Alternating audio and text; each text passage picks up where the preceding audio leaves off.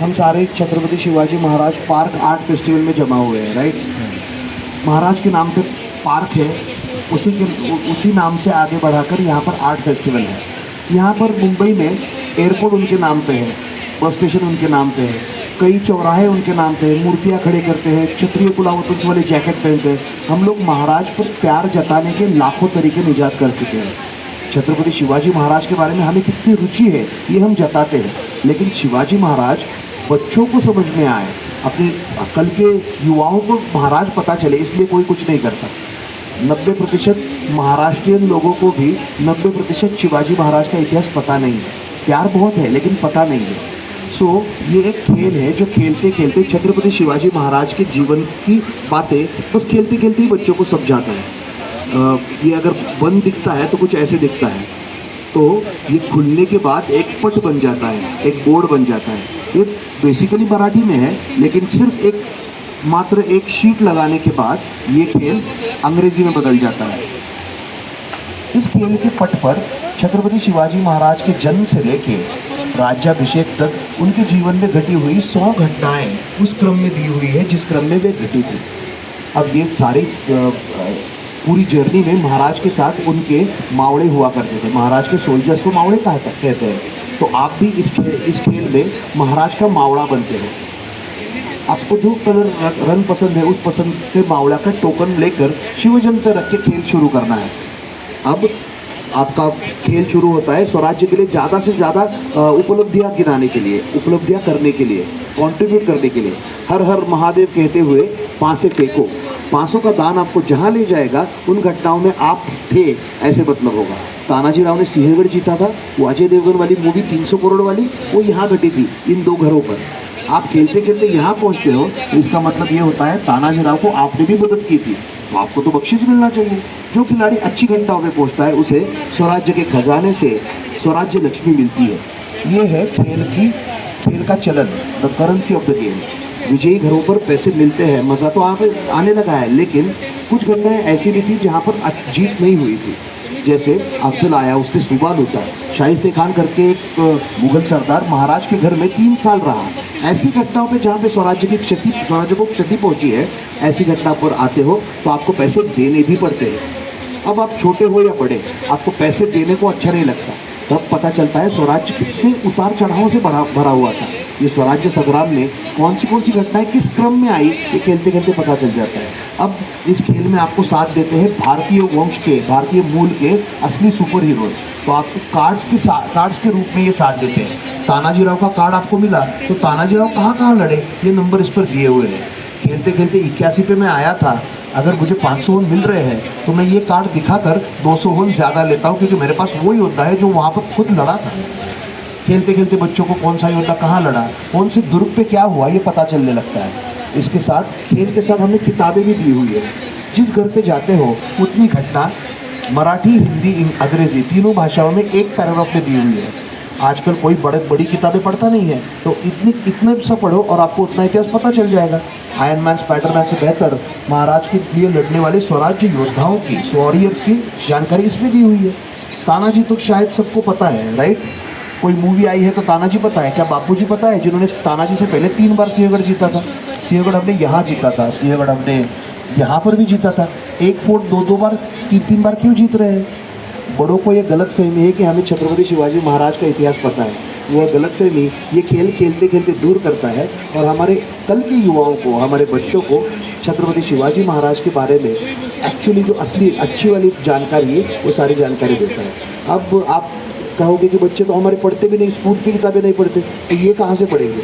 तो उसका भी जवाब है हमारे पास। खेल के साथ हम लोग एक ऐप देते हैं। जिस घर पे आप जाते हो, लेट्स से अभी हम कहाँ गए थे, संभाजी महाराज के जन्म के घर पे। आप 23 नंबर का घर है, आपने अंग्रेजी लैंग्वेज सेलेक्ट की है, 23 पर आपने हिट किया तो ये आपको अंग्रेजी स्टोरी शुरू कर देता है बताना। अगर आपको भाषा बदलनी है तो 23 चेंज करके बस एंटर करो, ये मराठी में वही कहानी बताना शुरू कर देगा। तो खेलते खेलते, सुनते सुनते ही इतिहास इतना पक्का हो जाता है कि जो बच्चे ये खेल 10 बार खेलते हैं वो अपने इतिहास के शिक्षक को छत्रपति शिवाजी महाराज का इतिहास बड़े आदर से सिखाते हैं। तो ये था हमारा सो गवर्नमेंट ऑफ इंडिया ने, भारतीय केंद्र सरकार ने एक प्रतियोगिता आयोजित की थी टॉय कैथॉन करके, भारतीय खेलों को आगे बढ़ाने के लिए। छत्रपति शिवाजी महाराज की जीवनी पर आधारित यह खेल 19,500 प्रत्याशियों में जीता हुआ खेल है। ये 15,000 हमने यूनिट्स अब तक बेचे हैं। फ़ोन करके अगर पूछते हैं किसी से, खेलते हो क्या भाई, रोज़ खेलते हो? पेरेंट्स कहते हैं रोज़ नहीं खेलते, आधा घंटा लग जाता है यहाँ पहुँचने के लिए, लेकिन बच्चे अफजल को मारे बिना सोते नहीं हैं। इसका इम्पैक्ट इतना अच्छा है।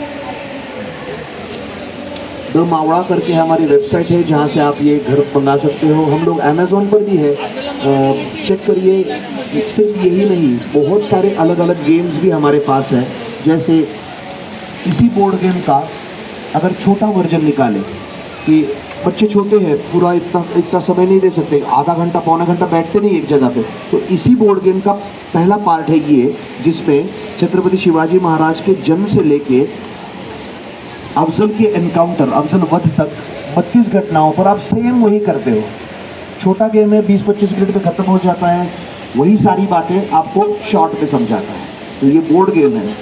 अब चलो मानते हैं कि कार्ड गेम क्या है, मेरे पास कार्ड गेम भी है।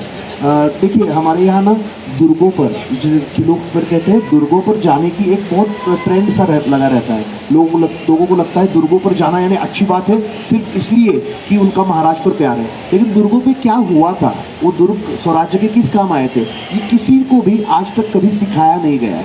अगर आज मैं खड़ा होकर दुर्गों के बारे में लेक्चर देता हूँ तो 1-2 घंटे के लिए आप बोर हो जाओगे। मान के चलो अगर खेलते खेलते दुर्ग पता चले तो इसमें दुर्गों की जानकारी है। अच्छा बच्चे कम, आपका नाम क्या है? रुद्र। हिंदी समझ में आती है? पहली बार कोई गेम बना है जो आपको स्वराज्य के दुर्गों की जानकारी देगा, ठीक है? आधे दुर्ग आपके हैं, आधे मेरे। आपसे सारे दुर्ग मुझे लेने हैं, मुझसे सारे दुर्ग आपको लेने हैं। जो सारे दुर्ग जीतेगा वो जीत जाएगा, ठीक है? मैंने पहला कार्ड निकाला है, मुझे मिला है पद्म दुर्ग। दुर्ग का नाम, किस प्रकार का दुर्ग है वो, रैंक, क्या वो महाराज ने बांधा था, उसका ऐतिहासिक महत्व क्या है, उसका स्ट्रैटेजिक लोकेशन कहाँ पे है, उसका रैंक, उसका हाइट क्या है, और वो कितना मुश्किल है जीतना, ये सब पैरामीटर इस पे दिए हुए हैं, ठीक है? मैं कहूँगा पद्म दुर्ग का दुर्गमता, इनपेनेट्रेबिलिटी क्या है, 7.5। चेक करो आपका कौन सा फोर्ट है, फोर्ट का नाम पढ़ो। जिंजी। जिंजी। जिंजी की दुर्गमता क्या है, यहाँ पर लिखा हुआ है 8.5। कौन जीता? आपका फोर्ट ज़्यादा मुश्किल है ना जीतना, तो आई लूज दिस कार्ड। आप ये जीत गए, आप ये नीचे चले जाएंगे और आप बोल सकते हो कौन सा फोर्ट है अभी? त्र्यंबकगढ़। त्र्यंबकगढ़, बताओ उसका क्या अच्छा लगता है आपको?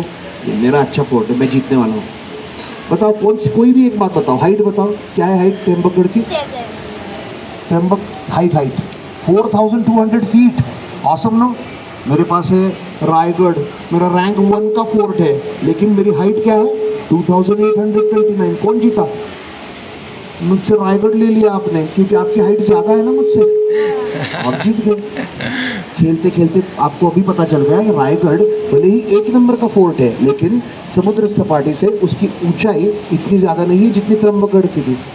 खेलते खेलते ये पता चल गया। ये था दुर्ग को सिखाने के लिए। आपको आयरन मैन पता है क्या? स्पाइडरमैन। और वो कौन है, वो गुस्सा आने पे हरा पड़ जाता है? हल्क। हल्क असली थे क्या ये? नहीं ना, झूठे हैं ना।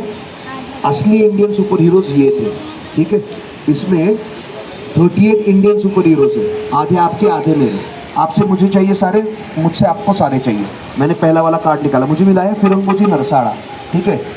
वॉरियर का इमेज, उनका नाम, वो कौन से पद पर काम करते थे, उनका कितने प्रतिशत जीवन उन्होंने स्वराज्य के लिए न्यौछावर किया, कितने प्रतिशत युद्धों में हुए थे, उनकी कामगिरी क्या है और उनकी उल्लेखनीय कामगिरी क्या है, ये सारी बातें यहाँ पर दी हुई है।